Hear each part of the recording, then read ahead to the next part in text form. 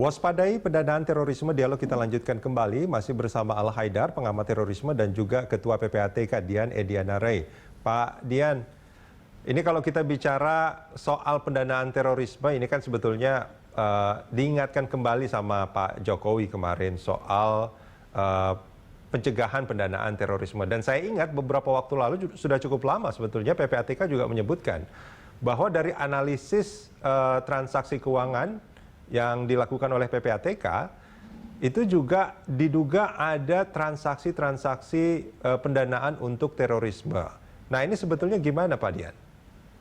Ya betul Pak Rudi, kita memang di PPATK salah satu tugas kita tentu saja di samping monitoring dana pencucian uang, dan kita juga terkait dengan masalah pendanaan terorisme. Dan ini sekedar ilustrasi saja, selama tahun 2019, laporan ke kita yang terkait dengan pendanaan terorisme yang diduga terkait dengan pendanaan terorisme itu ada sekitar 650-an laporan kepada kita. Tahun 2020 itu sudah mencapai angka 1.000 lebih laporan yang terkait dengan transaksi keuangan yang terkait dengan pendanaan terorisme yang menggunakan sistem keuangan. Oke. Dan seperti yang hasil penelitian kita, memang pendanaan terorisme ini kan cukup dinamis ya Pak. Jadi ini memang bisa bisa self funding, kemudian juga bisa dari iuran keanggotaan, kemudian juga ada teroris financier namanya. Memang mereka itu membiayai kegiatan teroris ini. Terus kemudian juga ada tadi yang disebutkan Pak Haidar juga ada itu penggalangan melalui media sosial. Ini juga sesuatu hal yang sekarang cukup lumayan, dan yang paling yang juga kita indikasikan juga bahkan ada yang terkait dengan masalah penggunaan investasi gitu ya. Nah ini yang saya kira tantangan kita, bahwa pendanaan terorisme ini memang dinamis sebetulnya, bisa dikatakan mengikuti kemajuan teknologi juga. Bahkan ya sekarang menggunakan yang terkait dengan masalah crypto currency, misalnya kan mereka juga ada yang menggunakan juga payment gateway dan macam-macam itu kegiatan yang mereka lakukan. Oleh sebab itu memang monitoring kegiatan yang terkait dengan pendanaan terorisme ini memang cukup menantang ya buat kita di PPATK sekarang ini. Pak Dian. Tetapi memang bisa dikatakan kita sudah cukup berpengalaman ya dalam beberapa tahun terakhir ini, dan jaringan kerjasama kita dengan berbagai negara juga Pak Dian, sudah cukup jalan maaf baik. saya potong. Pak Dian, Anda Ya, Pak. mengatakan bahwa memang yang dilakukan sama kelompok-kelompok terorisme itu kan mengikuti juga kemajuan zaman, kemajuan teknologi. Betul. Tadi saya sempat bertanya sama Pak Al Haidar misalkan dalam proses crowdfunding, penggunaan kotak-kotak amal. Apakah itu juga terdeteksi juga Pak Dian? Ya, artinya kalau kita juga bagian dari upaya kita memonitor pendanaan terorisme itu juga memang terkait dengan crowdfunding. Riset kita menunjukkan bahwa crowdfunding ini sekarang yang salah satu yang berisiko tinggi Pak, dimanfaatkan oleh kelompok-kelompok terorisme ini gitu. Apakah secara domestik maupun secara global. Walaupun itu sifatnya dugaan itu, tapi sangat jelas sekali bahwa memang itu digunakan untuk kelompok-kelompok terorisme. Ya, sebetulnya PPATK kan tugasnya memprofile ya Pak ya. Tentu saja kalau ada nanti ini organisasi apa yang mengadakan crowdfunding, kemudian dananya diterima di bank mana, terus kemudian dialirkan kemana, itu kan memang diprofile oleh kita, siapa penerimanya dan lain sebagainya. Dan ini yang akan menunjukkan apakah tadi laporan yang dugaan itu kemudian kita bisa pastikan apakah ini memang ada keterkaitan apa tidak. Jadi ada selalu proses analisis dan pemeriksaan yang dilakukan oleh PPATK untuk memastikan apakah transaksi yang mencurigakan itu betul-betul memang terkait dengan pendanaan terorisme misalnya. Oke. Nah, kalau kita bicara soal transaksinya ini pihak-pihak yang bertransaksi, apakah itu kalau dia badan, yayasan atau organisasi, apakah itu organisasi resmi yang punya legalitas yang diterbitkan oleh pemerintah? Ya, ini tidak harus begitu Pak ya. Jadi memang kalau kita perhatikan misalnya dalam beberapa kasus yang kita tangani akhir-akhir ini kan ini terkait juga dengan memang ormas tertentu ya, atau yang terkait dengan ormas tertentu.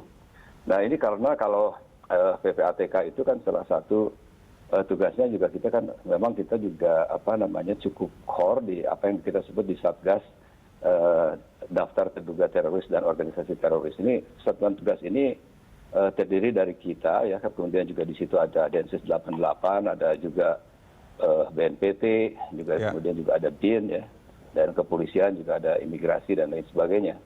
Nah, ini kita memang bertukar informasi mengenai terkait dengan aspek pendanaan ini dan juga aspek-aspek lain. Ya. Nah, kenapa yang di Satgas ini menjadi penting, ya? Mungkin Pak Rudi mungkin tidak terlalu banyak orang familiar dengan Satgas ini. Satgas ini kan sebetulnya bisa dikatakan realisasi dari UNSC, ya, United Nations Security Council Resolution itu nomor 1373 kalau nggak salah, 1373. Ini memang memungkinkan kita itu kemudian membuat semacam list, ya, daftar terduga teroris dan organisasi teroris secara domestik maupun secara internasional. Nah, ini kan kita harus mengidentifikasi dengan jelas, Pak, bahwa sebelum kita memasukkan kepada list suatu organisasi atau suatu individu, itu memang harus ada proses, Pak. Jadi proses juga melalui pengadilan juga. Oke. Pak Dian, ini kalau dari catatan yang tadi sempat Anda sampaikan, di 2019 itu ada sekitar 650-an laporan. Kemudian tahun berikutnya, di 2020 menjadi 1.000 lebih laporan. Ini saya sebagai orang awam melihatnya bahwa transaksi untuk kelompok-kelompok terorisme ini justru kan semakin bertambah. Ya. Artinya kalau kita bicara soal uang sebagai darah untuk bergeraknya sebuah kegiatan, ini pendanaannya justru semakin banyak. Ya, sebetulnya bukan begitu juga, ya, Pak Rudi. Kita harus membacanya justru adalah peningkatan awareness, ya, dari pihak pelapor. Karena kita kan memang memperbaiki terus parameter yang kita gunakan untuk pelaporan. Nah, ini yang intinya, Pak. Jadi karena kan begini, menangani pencucian uang dengan menangani pendanaan terorisme agak berbeda sama sekali ini. Jadi kalau pencucian uang itu mudah lah, biasanya ini terkait dengan indikasi uang besar dan lain sebagainya. Tapi ini tidak begitu cara kita mendetek itu.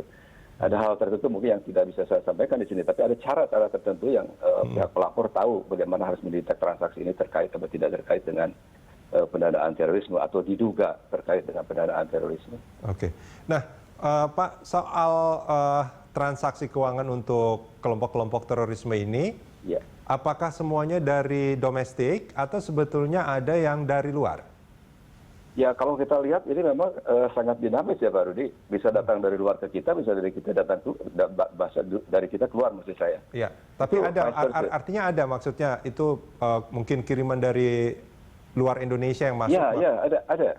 Itu ada, dan dari organisasi kita keluar juga ada. Jadi memang itu yang kita lihat misalnya dalam kasus Marawi, ya, dalam kasus Jolo dan lain sebagainya, itu keterkaitan itu cukup lumayan besar, ada keterkaitan antara tadi yang saya sebut dengan sebagai teroris financier, ya, pemberi dana teroris, karena memberangkatkan orang misalnya katakanlah ke Filipina seperti itu, misalnya ke Marawi, itu kan juga perlu biaya, apalagi memberangkatkan misalnya katakanlah teroris fighter gitu ke Suriah, kemana, ke Irak, itu perlu biaya yang tidak sedikit.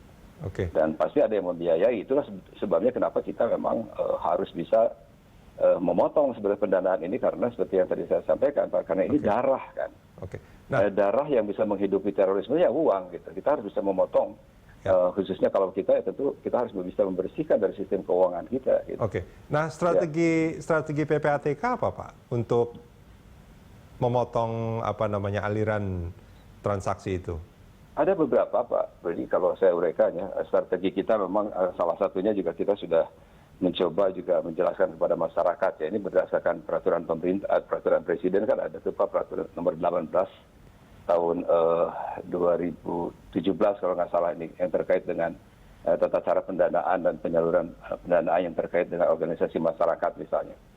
Masyarakat kita itu kan mungkin memberikan sumbangan itu kan dia ya katakanlah ini dianggap sebagai suatu infak, ibadah gitu kan. Dan masyarakat kita tuh harus tahu betul sekarang itu. Kalau dia menyumbang siapa? Ya. Kalau dia menerima sumbangan dari siapa? Ini menjadi penting, Pak, karena bisa bermasalah gitu kan. Ya. Nah, kan ini yang Pak Dian, masalahnya contoh crowdfunding misalkan, ada kotak-kotak amal, tadi juga sempat dibahas sama Pak Haidar juga tuh kan. Itu kan paling tulisannya sumbangan untuk pembangunan tempat ibadah, sumbangan untuk korban bencana gitu kan. Betul. Jadi mereka dengan membaca itu saja itu merasa sudah tergugah untuk memasukkan sebagian uang mereka ke sana. Betul, betul sekali itu Pak. Dan itu mungkin kalau kotak-kotak amal tidak terlalu besar ya Pak. Tapi kalau itu crowdfunding menggunakan media massa gitu, mengumumkan bahwa kita mau katakanlah Pak, bahasa yang dipakai kan untuk menyumbang katakanlah saudara-saudara kita di luar dan saudara-saudara kita di dalam negeri dan lain sebagainya. Itu bisa besar sekali dana yang dikirim dengan melalui transfer uang gitu kan. Nah, oleh sebab itu sebetulnya masyarakat itu harus betul-betul ada kesadaran Pak gitu di dalam melakukan sumbangan itu sekarang. Karena ternyata ada sebagian orang yang justru mengganggu ya niat baik masyarakat untuk untuk berinfak, bersedekah itu kemudian diganggu oleh orang-orang seperti ini yang memanfaatkan justru ke generosan gitu ya, kemurahan hatian rakyat kita itu. Nah, ini yang harus hati-hati betul karena bisa bermasalah secara hukum. Ya. Dan ini kan sebetulnya Pak Dian orang Indonesia itu kan banyak yang baik gitu ya, dan bahkan ya mereka itu cepat sekali haru, tergugah untuk membantu sebetulnya. Bahkan kita tahu misalkan sekarang dengan kehebatan teknologi itu ada lembaga-lembaga crowdfunding gitu, yang orang bisa saja untuk mendaftar di sana untuk mendapatkan dana bantuan dari masyarakat luas. Ya contoh saja misalkan, maaf saya sebut kitabisa.com misalkan. Nah itu kan itu bisa menyumbang ke siapapun gitu yang membutuhkan. Nah, apakah aplikasi atau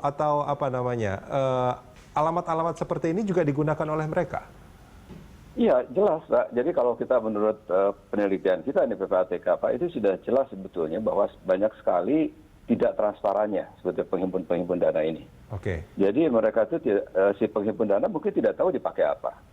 Bahkan kita memperhatikan bukan cuma membiayai katakanlah kegiatan-kegiatan yang kita kategorikan sebagai ilegal ya, tapi juga dipakai untuk dirinya sendiri gitu, untuk investasi dan lain sebagainya. Itu sesuatu yang tidak sesuai dengan maksud dan tujuan gitu kan dari penghimpunan dana itu. Kalau dengan pernyataan seperti itu, artinya masyarakat akan sangat sulit sekali sebetulnya untuk mengetahui bahwa dana mereka itu memang akan digunakan untuk hal-hal yang mereka duga sejak awal gitu. Ya. Artinya kan harusnya ada langkah yang lebih nyata lagi, lebih konkret dari pemerintah untuk membatasi kegiatan itu, bukan? Itu Pak, sebenarnya yang tadi saya sebut Pak, Perpres nomor 18, Peraturan Presiden nomor 18 tahun 2017 itu sebetulnya mengatur masalah itu Pak, terkait dengan sumbangan-sumbangan gitu. Karena memang kalau kita lihat tadi prinsip-prinsip dasar itu kayak know your donor principle dan know your recipient principle yang dipakai dalam Perpres itu Pak. Artinya seperti yang tadi saya sebut. Kalau orang menyumbang itu sekarang tidak lagi bisa sembarangan nyumbang Pak, tapi harus tahu organisasi apa yang disumbang gitu kan. Kalau kita menerima sumbangan dari luar juga harus tahu organisasi apa yang menyumbang kita itu gitu. Nanti kalau tidak kita bisa bermasalah secara hukum gitu.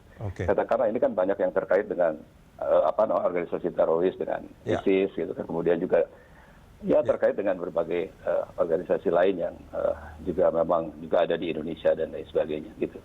Baik. Baik, saya ke Pak Al-Haidar. Pak Haidar. Ya. Ya, ini kalau mendengarkan cerita dari Pak Dian tadi, ini kok saya jadi sedikit agak khawatir ya sebetulnya, bahwa dengan begitu banyak media yang bisa dilakukan untuk mengumpulkan dana bagi kegiatan terorisme, ini kan artinya mereka punya uang yang cukup banyak untuk melakukan aksi. Begitu nggak kira-kira Pak Haidar?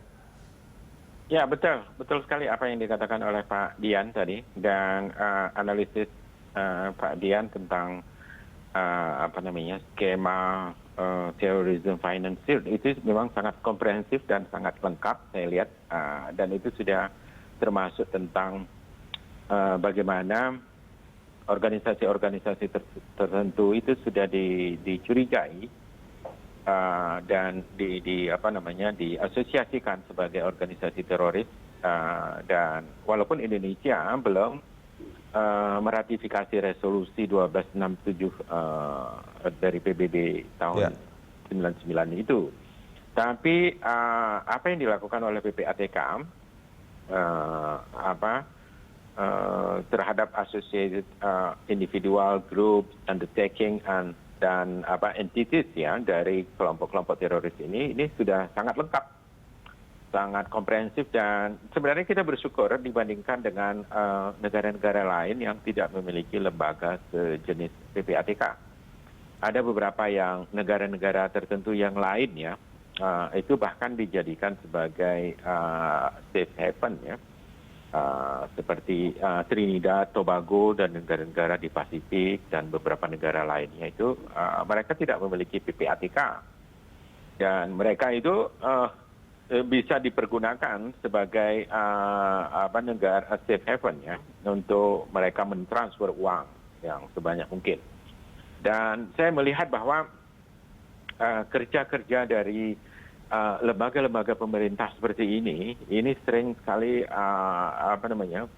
terlihat di belakang layar dan tidak pernah tidak pernah tampil ke permukaan bahwa karena lembaga inilah kita relatif aman berhadapan dengan situasi terorisme yang semakin berkembang. Dan saya sebenarnya sangat berharap bahwa pemerintah pada tahun-tahun ke depan itu bisa meratifikasi secepatnya resolusi PBB tahun 99 tersebut, 1267 dan sebagainya. Jadi karena itu sangat penting ya, sangat penting sekali. Karena negara-negara lain tidak memiliki ini. Pak Haidar,